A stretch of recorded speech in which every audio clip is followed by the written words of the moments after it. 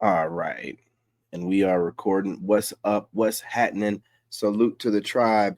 Gentlemen, I just want to talk to you really quickly and let you know, if you don't know, that most of all modern women are secretly competing with you, especially modern black women. Okay. Because it definitely seems like to me that they were looking to replace you, um, in the sense of being the leader of the black community. And whatever social experiment America had going on by trying it out with the FBA's, um, with this gynocratic type of structure, it goes to show the world that that kind of stuff doesn't work. Even with all the help in the world of Section 8 and food stamps, all that good stuff, EBT, it's still not enough. They don't use it as a tool to get themselves up. They use it as a mechanism to cheat the system and continue to get residuals. Right? They hijacked it, which again, in a way, I do think that initially when it was made for white women, when they were trying to give them equal rights and whatnot, and then like give them the assistance or whatever. But then once it got broadened and it seemed like it was weaponized and used against a certain community, that community of women believe that they are the natural leader of the community and they just lash out. So a lot of what the lashing out you see, I don't care what they say, is traumas, and part of those traumas is what society has pressed upon, you know, our group, and has them doing this weird stuff where they think that they're supposed to be running things. So these women will go after the most attractive men and then try to mentally manipulate us or project onto us in a very weird way. You know what I'm saying?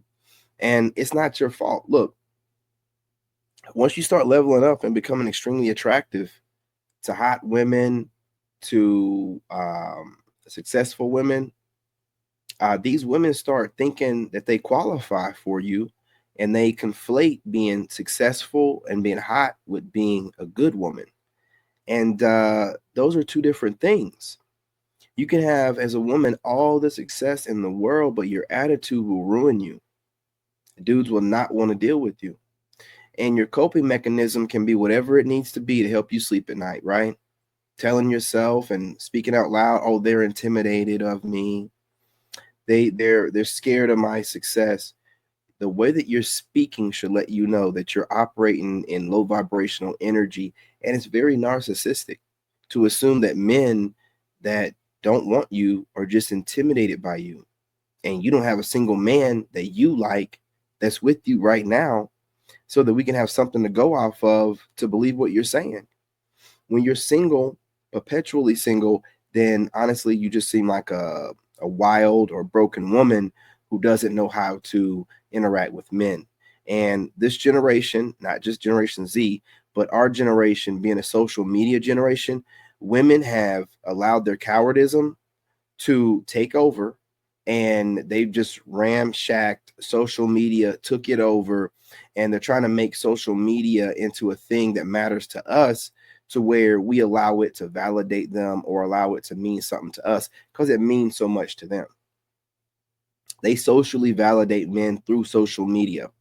They get validation for themselves, which they would get from a man that they were with, but they get it from social media. They've allowed social media the attention to replace any need that they have for a man. And here's how I circle it all back around to you. Well, I know you're wondering, like, well, what's got to do with me? These women love to go after traditionally masculine men. And I don't know if they're doing it, consciously or subconsciously, but it seems like they want a buck break. It seems like they're trying to break you, however, you know what I mean? It don't really seem like they're trying to come into union and fall underneath your leadership. No, they want to come around you and let you know why your way of thinking of leadership is outdated and how you should be dealing. How does that make any sense? If you got to sell anything by trying to trash someone or people on their way of life currently, and you have to try to manipulate this, you don't have anything valuable enough worth entertaining or being with. The product ain't worth it. And they realized that, again, you already know, in their 20s, they're running around calling themselves going to college and educating themselves. They're getting smashed out, man. They're enjoying their 20s and their youth and everything that comes along with it and the attention. And then once they start losing it and they can feel it, where dudes aren't really paying them no attention when they go out, that's when they want to start settling down. And by this time, they've accumulated so many scars, so much trauma, and they'll disguise this as learning lessons and journey. And no, you're traumatized. You never heal. Anytime a guy starts speaking in a way you don't want to hear, you start lashing out. And none of these guys, including me, are asking you to watch us. You just find us attractive, but you're not really, you want the aesthetic. You want to be this disgustingly independent female who still obsesses over men, but thinks that you've, what do they call that goofy thing? Decentered men, when you're really centered all around us. Because every time we say something and it's one of us that you find attractive, you get triggered and you run to your social media to make some goofy content, talking junk about a small percentage of men that have boundaries and standards. When you have DMs, inboxes, text messages, and guys approaching you all day long, they're just guys you don't want. And I refuse to believe that when they get a good guy that's masculine, they're going to fall into some feminine energy. No, you don't have it in you. You're going to be still GMO masculine and bucking against him every chance you can, because you think that you know what's right, while you can't even maintain your own life without needing a man in it to feel complete, while men are feeling fine. Why would I let you come in and mess up my peace because you're all over the place? You just don't even, all I see is women trying to justify the way that they are. And these are the so-called successful women, the so-called attractive women, right? They're all out here trying to justify their horrible way of living instead of trying to grow and be the kind of women that we want. And listen, these are, a bunch of like seven, I think I gave you enough, about 5 to 7 reasons why attractive masculine men are irresistible to hot women and successful women. It's not just the leftovers. It's not just the leftover women out here acting a fool. It's what people would consider to be successful women acting up too. You know what I'm saying?